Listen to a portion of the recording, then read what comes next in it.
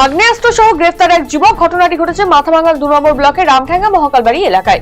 সূত্র মারফত খবর পেয়ে পুলিশ অভিযান চালিয়ে দেশি আগ্নেয়াস্ত্র সহ গ্রেফতার করে যুবককে। ধৃত যুবকের নাম শশাঙ্ক বর্মন, বয়স আনুমানিক 25 বছর। পুলিশ সূত্রে জানা গিয়েছে নির্দিষ্ট ধারায় মামলা রুজু করা হয়েছে। নির্বাচনকে সামনে রেখে জোর কদমে প্রচার করছেন মানিকচকের সিপিআইএম প্রার্থী দেবজ্যোতি সিনহা। মঙ্গলবার ভোটনির বিভিন্ন গ্রামে প্রচার চালান তিনি। সাধারণ মানুষের কাছে ভোট প্রার্থনা করেন, জনসংযোগের পাশাপাশি কথা বলেন সাধারণ মানুষের সাথে। এই কেন্দ্রে এবার বিপুল ভোটের ব্যবধানে জয়ের ব্যাপারে আত্মবিশ্বাসী প্রার্থী।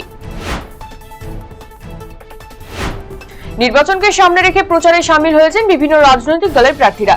এবারে মালদার মানিকচকের মথুরাপুর এলাকায় প্রচারে সামিল হলেন মানিকচক বিধানসভার বিজেপি প্রার্থী গৌরচন্দ্র মণ্ডল। মথুরাপুর চৌরঙ্গি মোড় সংলগ্ন এলাকায় দেওয়াল লিখন কর্মসূচিতে সামিল হন তিনি। এরপর এলাকায় জনসংযোগ করেন প্রার্থী।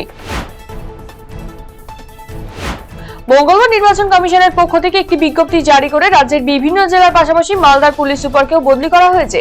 গত বছর ডিসেম্বর মাসে মালদায় পুলিশ সুপার দায়িত্ব পেয়ে পুরুলিয়া থেকে আসা পুলিশ সুপার অভিজিৎ বন্দ্যোপাধ্যায়। প্রায় 4 মাস পরেই তার জায়গায় এলেন 2015 সালের আইপিএস ব্যাচের পুলিশ কর্তা অনুপম সিং।